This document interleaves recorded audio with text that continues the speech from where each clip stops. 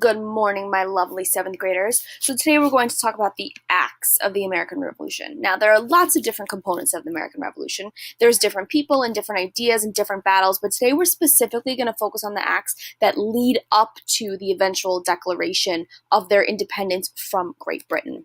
So our objective for today, we're going to discuss the acts of the American Revolution, as I previously stated, and how it's the ultimate tipping point in American history, where they end up declaring their independence from Great Britain, and then that sparks the revolution and the fighting. We're also really going to talk about the role that these acts play in the idea of taxation without representation. You guys have probably heard this notion before. It's a really popular slogan, but we're going to talk about where this slogan comes from and how the acts really are the reason behind the creation of this slogan in this point in history. So it all starts with the French and the Indian War. Now, this is a war that's fought between two different sides. The first side is the British and the colonists are fighting together. And the other side is made up of the Indians and the French. Now, these guys are fighting against each other. So ultimately, after this war is concluded, the French and the Indians lose. And the French are kicked out of the North American territory for the most part. They do remain in parts of Canada, but nowhere in the colonies, so they're pretty much irrelevant for the rest of this part of history. And the British keep all of this land that the French normally or previously had. So even though the English won, they suffer financial losses that are incredibly heavy. War is very time-consuming and war is very expensive. You need to be able to feed your soldiers, you need to be able to produce weapons, so it takes a lot of money to do this. And ultimately, the best way they decide to make up for this money deficient, this money loss, as another way to put it, they're going to highly tax the colonists. Now, they don't come to this conclusion before any of these acts, but eventually as the acts progress and as they're put into effect in the colonies, this is kind of the idea that they're getting at, that they're going to tax the colonists because they're so far removed from them that it doesn't really matter. They don't necessarily care if they're angry or not. So how do the colonists feel about this? Well, they're obviously upset. They fight alongside the British in the war. It's their own land, it's their own people that they're sacrificing, yet they're the ones that's being made to pay for the losses. So they really don't think that this is fair, and they're upset. They were angry with Parliament, so Parliament in this scenario is the British government, that they came to this conclusion, and that no one in this Parliament represents the colony. So there's actually no person in the Parliament in Britain that actually sits down and represents the rights of the colonies. So this is where the idea of taxation without representation comes from. So these colonists are being taxed, but there's no one in Parliament that is their voice that says, hey, no, I don't want you to do this because this isn't fair to us. So that's where the slogan comes from, and that's a really big idea throughout the beginning of the American Revolution, the start of the American Revolution. So the first act that is passed is called the Sugar Act. So previously, before this act was passed, merchants were able to evade taxes while importing their goods. So evade means they were able to get out of taxes. And importing, obviously, they're bringing goods into the colonies. So they were able to kind of get around these taxes. They didn't have to pay them. Well, the British weren't happy about this. They wanted to make money off those goods. So while the new Sugar Act that they passed, did reduce the tax on molasses by almost half. So it cuts it in half. It does place a new tax on items such as sugar, wines, coffee, and printed calico, which is a type of fabric. Now, these are way more materials than previously stated that are being taxed. So now there's more money that people are losing.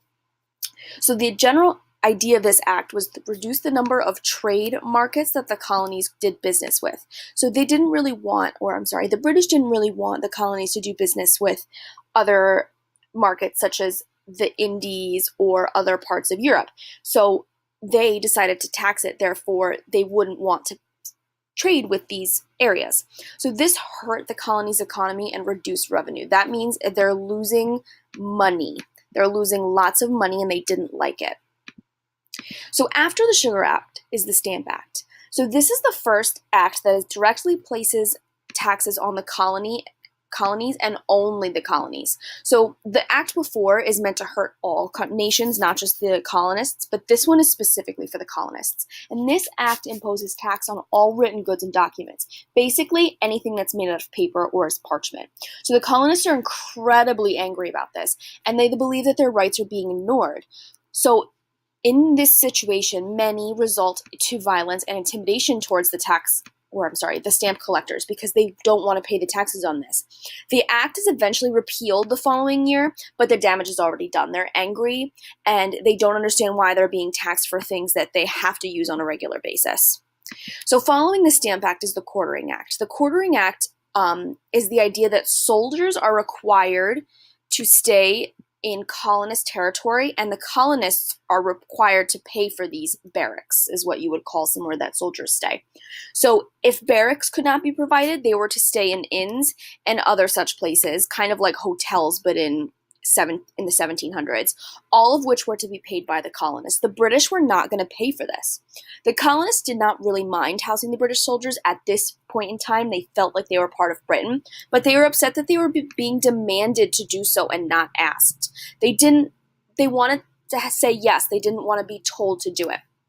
So eventually this act is updated in 1974, and it's expanded to include colonists' home as proper placement for soldiers, which further angers the colonists. So now instead of just being placed in inns, they're required to house them in their own homes, which really upset the colonists even further at that point in history. So the next act, or the last act before we talk about the Boston Tea Party, is the Declaratory Act. The Declaratory Act takes place in 1766, and this act came immediately after the repeal of the Stamp Act. I talked about previously how the Stamp Act is repealed, and this is what happens after. So essentially, this act is meant to say that Great Britain had ultimate power to tax colonists however they pleased.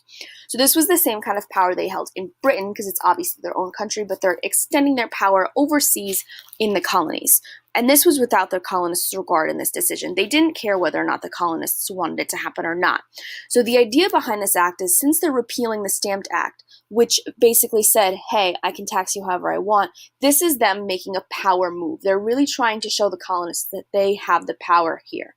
That's why they do this act, even though it doesn't tax them in any way. It's meant to show them who's the boss. So after this act, we have the Boston Tea Party. The Boston Tea Party is basically the Bostonians' idea of revolting. They throw all the tea into the harbor because it's being taxed and they're upset. Now, because of this, there's direct acts that come out of this.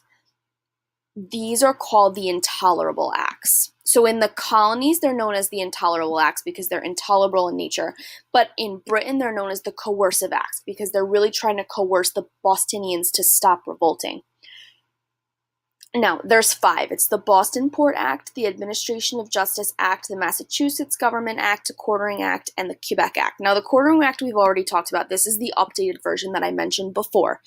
So we're not going to really talk about that. But these Intolerable Acts, the idea behind them is to punish the people of Boston for what they've done in the Boston Tea Party, because that's a lot of revenue that they lost. They dumped almost 300 crates of tea into the harbor, so that's a lot of money that they're losing.